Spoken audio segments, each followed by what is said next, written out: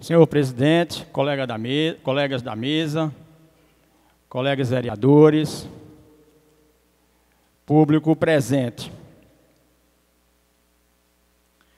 Meus caros colegas, eu sempre me manifestei aqui e referi que jamais faria nesta casa uma oposição inconsequente.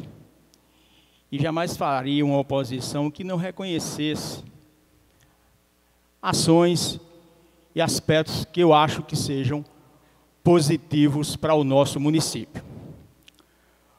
Hoje eu fui comunicado pela administração do hospital que o ambulatório, ou seja, as consultas que funcionam no hospital, elas serão transferidas para o Centro de Saúde da Mulher. E eu venho aqui de público me manifestar e dizer que é uma medida acertada, que é uma medida correta. Eu fiz essa sugestão à gestão anterior, porém não foi acatada, porque todos sabemos hoje que não se pode estar misturando atendimento de emergência com atendimento de consulta ambulatorial. Então, eu quero aqui reconhecer que é uma medida correta e que é uma medida acertada a retirada do ambulatório do hospital para o Centro de Saúde da Mulher e da Criança.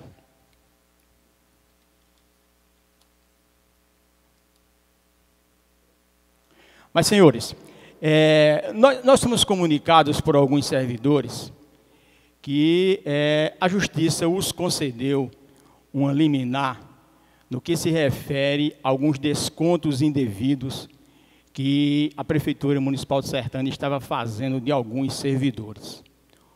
Houve, segundo a informação, pagamentos indevidos e esses pagamentos estavam sendo descontados dos servidores sem que se fosse feito nenhuma comunicação oficial aos servidores e sem que fosse se estabelecido um procedimento administrativo para que isso fosse efetivado. Então, o que nós estranhamos numa situação como essa, senhores, é que, veja, a gestão fez pagamentos indevidos. Logo, algumas dessas pessoas que fazem parte de uma gestão que se auto-intitulava como os sabedores de tudo, seriam irreparáveis, seriam nota 10, e Sertânia passaria a viver num paraíso. Então, felizmente, a Justiça começa a entender alguns dos absurdos que estão sendo cometidos pela atual gestão, e começa a agir. Então, está de parabéns aí os advogados que foram até a Justiça, estão de parabéns os servidores, e a Justiça cumpre, de fato, com aquilo que deve ser feito quando existe realmente a razão comprovada para alguma das partes.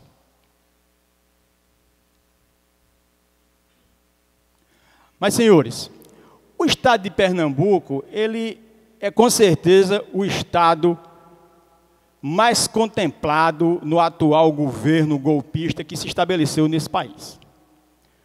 O Estado dispõe de 4 ministros. Se juntar os 4, não dá um. Ninguém sabe quem é o pior deles. Alguns exemplos simples. Ministério das Minas e Energia, ao qual está vinculada a Petrobras. Aumento de combustível agora é toda semana. Botijão de gás que já se encontra no valor de R$60, essa semana mais um aumento de 6,7%. Educação.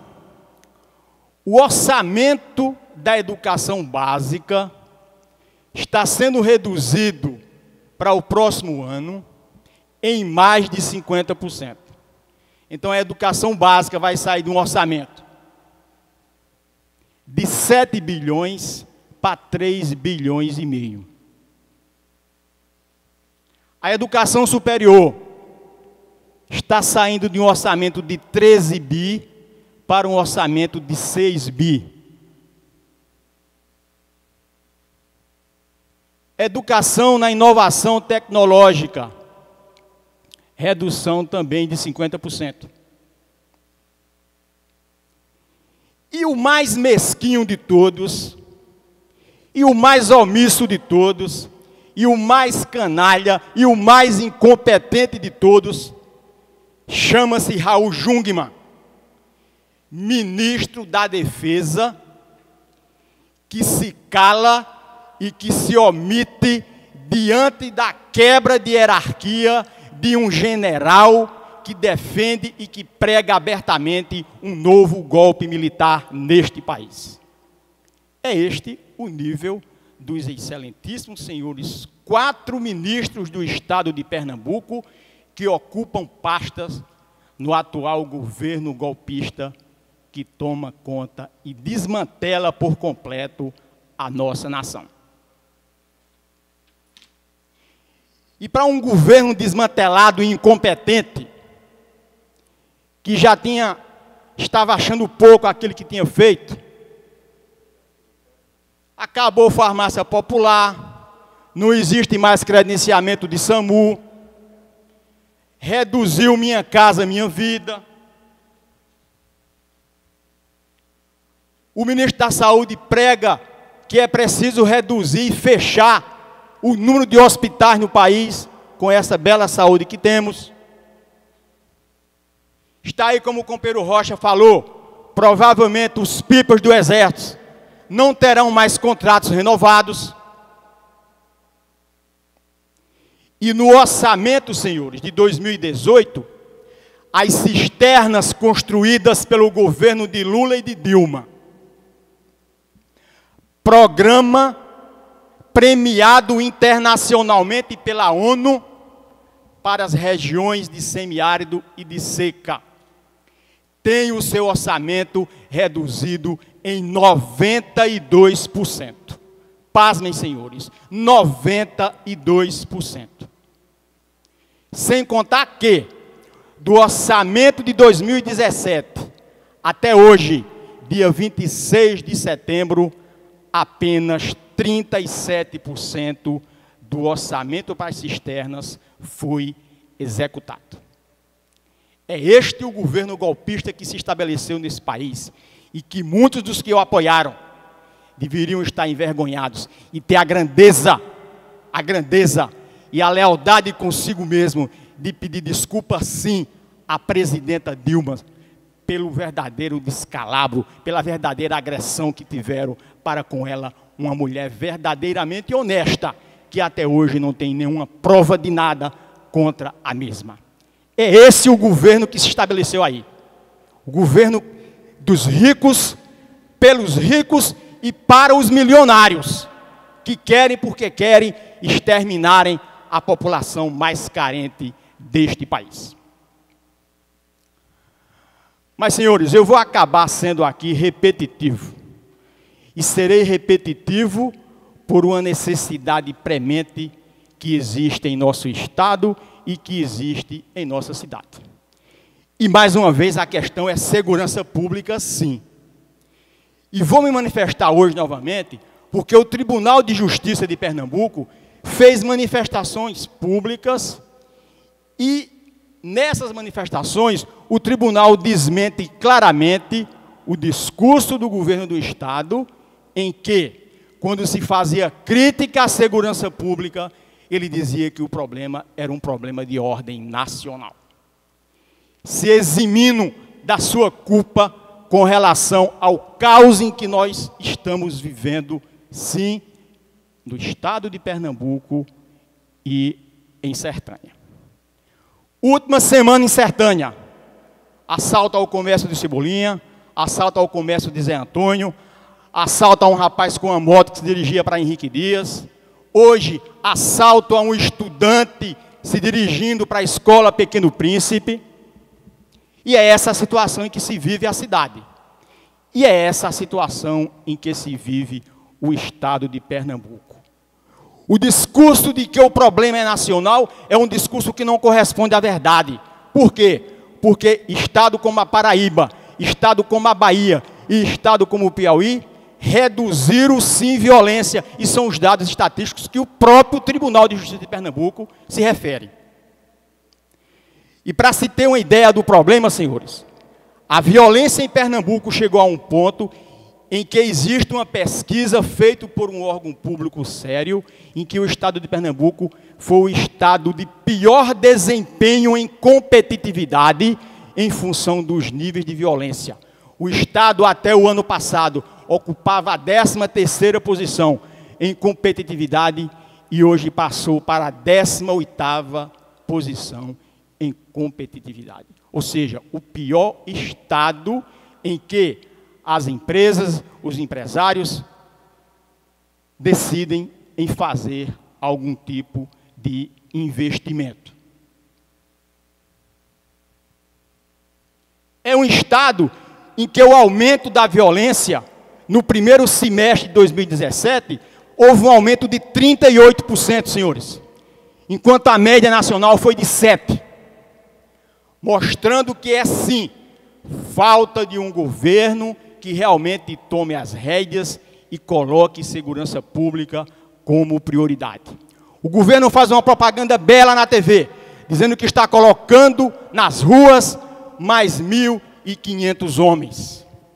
Porém, o mesmo governo que faz um alto elogio em uma propaganda de TV, ele se esquece de dizer que os 1.500 homens que estão entrando nas ruas atualmente não corresponde nem à metade dos que irão se aposentar até o final do ano.